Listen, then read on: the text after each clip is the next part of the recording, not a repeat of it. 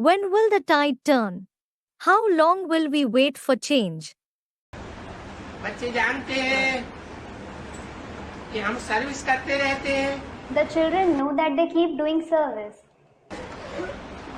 अधैर्य होने की कोई बात नहीं। There is no question of becoming impatient.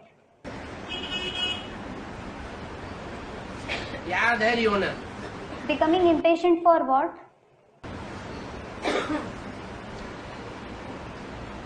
अरे 70 साल तो हो गए, अरे 70 years have passed. कुछ भी परिवर्तन तो दिखाई नहीं देता। No transformation is visible.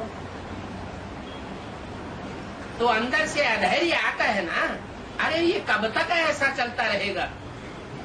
So you become impatient within, thinking, how long will this continue?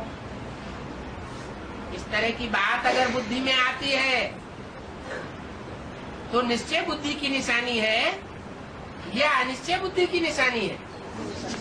If you think that, is it the indication of having an intellect that has faith or an intellect that has doubts? कोई भी बात में अधैर्य नहीं होना चाहिए। You shouldn't become impatient in anything. बाप कहते भी हैं धीरज धर मनुआ।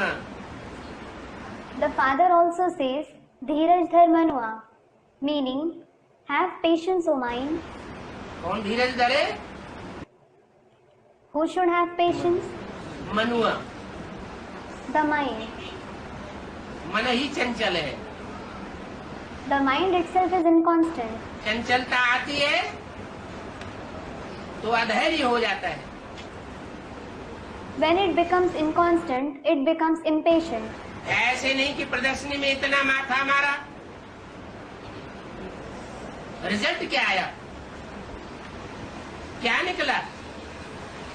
You shouldn't think, we racked our brains so much in the exhibition, but what was the result, the outcome? ऐसे ऐसे सोच करके हाथ फेल नहीं होना चाहिए। You shouldn't have heart failure thinking, कि हमने इतने ज्ञान रत्नों की प्रदर्शनी लोगों के सामने रखी, तथाकथित ब्राह्मणों को कितना समझाया, लेकिन रिजल्ट कुछ भी नहीं आया। we organized the exhibition of the pearls of knowledge for so many people.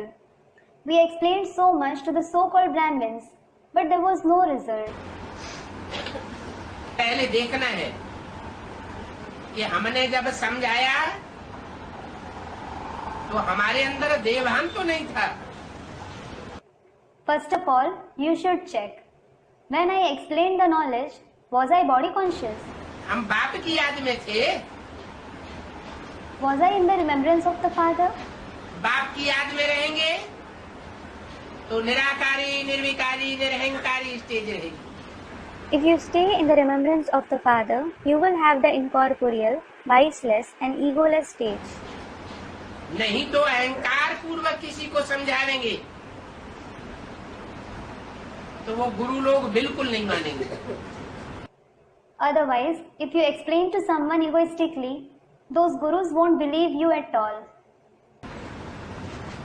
उनमें तो बहुत ही देह का अहंकार रहता है।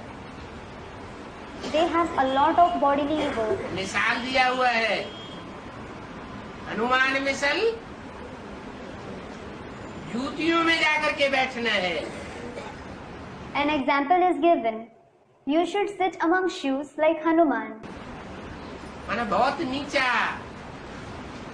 और बहुत छोटा रूप धारण करना है। It means you should take on a very humble and small form.